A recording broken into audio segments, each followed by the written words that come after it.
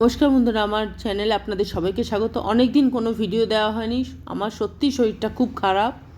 তো আজকে আমি যেটা বানিয়েছি সেটা হচ্ছে ডাল তরকারি। এখানে আমি 3 রকম ডালকে একসাথে মিশিয়ে কুকারে সিটি মেরেছি, যার মধ্যে আলু আর একটু বেগুন দিয়েছি। আপনাদের কাছে যা যা সবজি থাকবে ওগুলো দিতে পারেন, যেমন বিনস, গাজর, ফুলকপি দেওয়া যায়।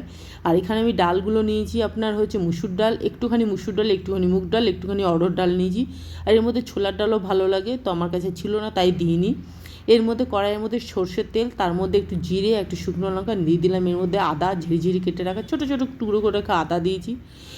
তার মধ্যে এর মধ্যে দিয়ে দিলাম রসুনটাকে আমি থেতো করে নিয়েছি, কারণ এখানে রসুনগুলো ভীষণ ছোট্টো ছোটো কোয়া, আমি কাটতে পারিনি, তো এগুলোকে ভালো করে থেতো করে নিয়েছি, খোসা শুদ্ধই থেতো করেছি। আপনারা চাইলে এটাকে টুকরো টুকরো করে দিতে পারেন, যার মধ্যে কাঁচা লঙ্কা কুচি, পেঁয়াজ কুচি, টমেটো কুচি সব দিয়ে ভালো করে এটাকে ভেজেছি। আর শরীরটা এতটাই খারাপ, মানে শরীর খারাপ সাথে সাথে মনটাও খুব খারাপ, জানি না কি হবে। মানে ডাক্তারও দেখাচ্ছি, সিটি স্ক্যান করানো হলো, এরপর নেক্সট স্টেপ, এখন ডাক্তার দেখিয়েছি, সিটি স্ক্যান করিয়েছি। এরপর আমি জানি না কী হবে, মেডিসিন নিতে হবে, তারপর হয়তো সেরকম হলে আমাকে অপারেশনও করতে হতে পারে। এখন এত দূরে আছি, কি করবে কিছু ভেবে উঠতে পারছি না। মনটাও ভালো নেই, আর সত্যি কথা বলতে সেরকম কোনো রান্নাও কিছুদিন করিনি, মনটাও ভালো নেই, শরীরটাও ভালো নেই, তার জন্য ভালোও লাগছে না কিছু করতে। আর তার জন্য কিছু রান্নাও সেরকম করিও নি, খাইও নি, করিও নি কিছু। তো এখন কদিন ধরে শুধু হসপিটাল আর ঘর বাড়ি এই করতে হচ্ছে আমাকে। যাই হোক, আমি আজকে এটা বানালাম। তো যেহেতু আমার সেরকমভাবে কোনো ভিডিও দেওয়া হয়নি, তার জন্য আমি আজকে এই ডালটা করেছি। আর এটা আপনারা খেয়ে দেবেন, এটা রুটির সাথে, ভাতের সাথে, সব কিছুর সাথে খুব সুন্দর যায়। আর ডালটা যখন সেদ্ধ করেছি একটু নুন দিয়ে সেদ্ধ করেছি, তারপর এর মধ্যে আমি সমস্ত ভাজাটার মধ্যে একটু নুন দিয়ে দিলাম, জল দেওয়া এখানে দরকার নেই। নুন দিয়ে দিলাম, নুন দিয়ে ঢাকা দিয়ে দেবেন, ঢাকা দিলে কী হবে, সমস্ত জিনিসগুলো একটু নরম হয়ে যাবে।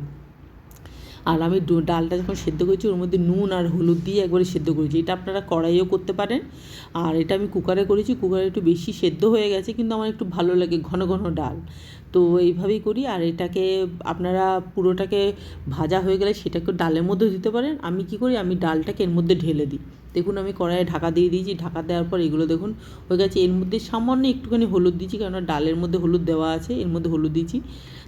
এর মধ্যে আমি দিয়ে দিলাম হচ্ছে, আমি ডালটা দিয়ে দিলাম। ডালটা কতটা ঘন আছে, আমি ডালটা চেষ্টা করি ঘন করারই চেষ্টা করি, তাহলে খেতে ভালো লাগে। তো এটা ভাত রুটি সবের সাথে চলে যায়। হ্যাঁ, আর এটা আপনার এরকম বাড়িতে কিছু যদি কোনো সবজি না থাকে, আমি এখানে আলু বেগুন দিয়েছি, আর এর মধ্যে সবজি দিলেও হয়, আর যদি কোনো কিছু না দিতে চান তাও না দিলেও হবে।